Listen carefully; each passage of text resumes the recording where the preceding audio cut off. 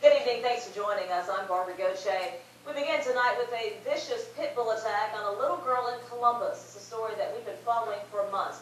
Our Lizzie Connell is the only reporter the victim and her family have spoken to since the brutal mauling. She joins us tonight with a special report. Lizzie? Barbara, Columbus police say it is one of the worst dog attacks the city has ever seen. It was so serious, investigators had to take special steps to make sure the right canine was captured. It's been months and the victim is still dealing with the scars you can see and others you can't.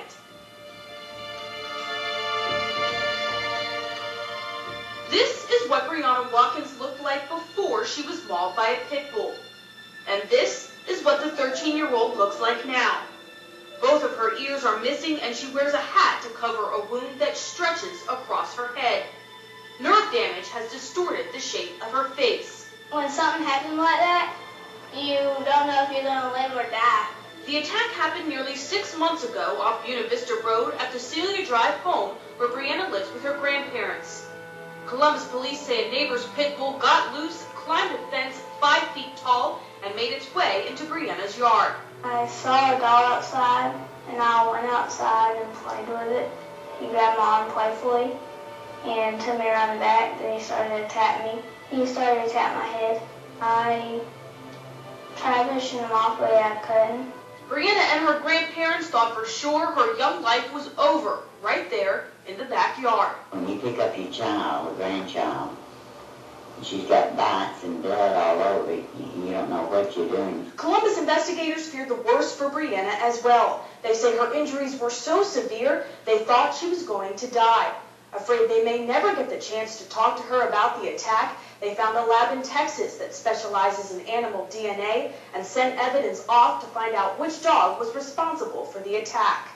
Authorities are still waiting for those results, which can take up to 8 months. But after weeks in the hospital, Brianna started to improve, and police say she identified the dog that left her mutilated. She pointed to this pit bull named Debo, who lived 2 doors down.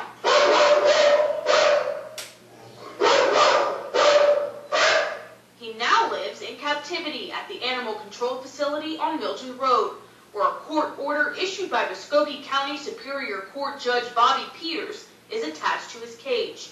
It says Debo cannot be released or put to sleep as local officials wait for the DNA results to come in. It needs to be put to sleep.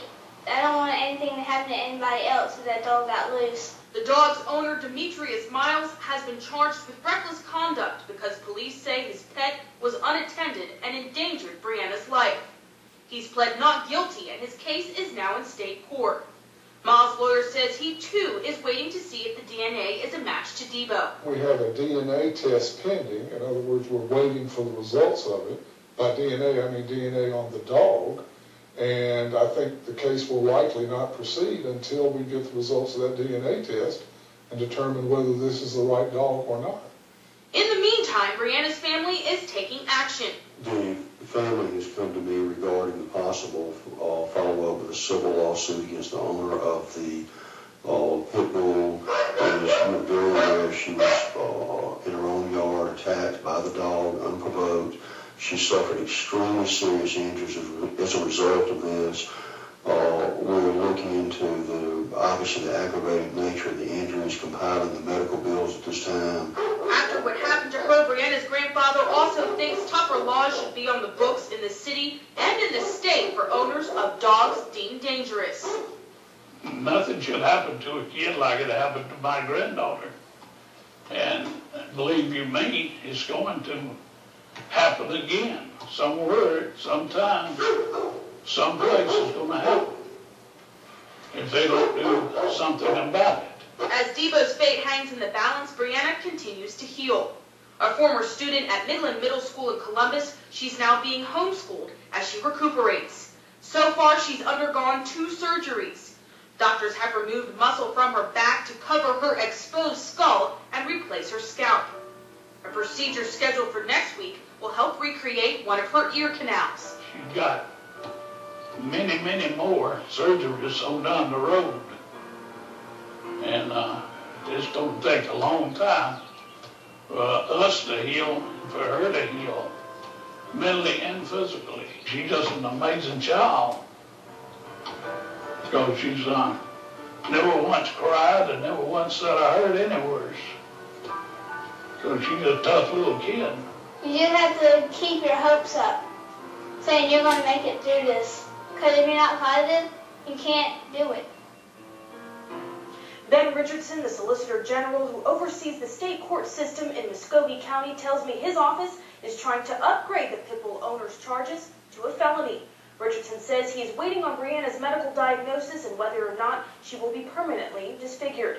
He hopes to receive the word from doctors in the next 30 days. And Barb, a fund has been set up for Brianna. You can make donations at any SunTrust bank under the Rehabilitation Fund for Brianna Watkins. And also, we put the full interview with her on our website at WTVM.com. An unbelievable story, is it not, Barbara? It is, and your heart just goes out. She's such a sweet, precious little girl. You were telling me, despite her scars, her hearing is intact, right? Yeah, you can see where the tissue has healed and it's just completely sealed. Right. But she says she can hear through that, and we just wish her the best as she continues to recover. I agree with her grandfather. She's an amazing little girl. We certainly do wish her the best. Thank you, Lindsay.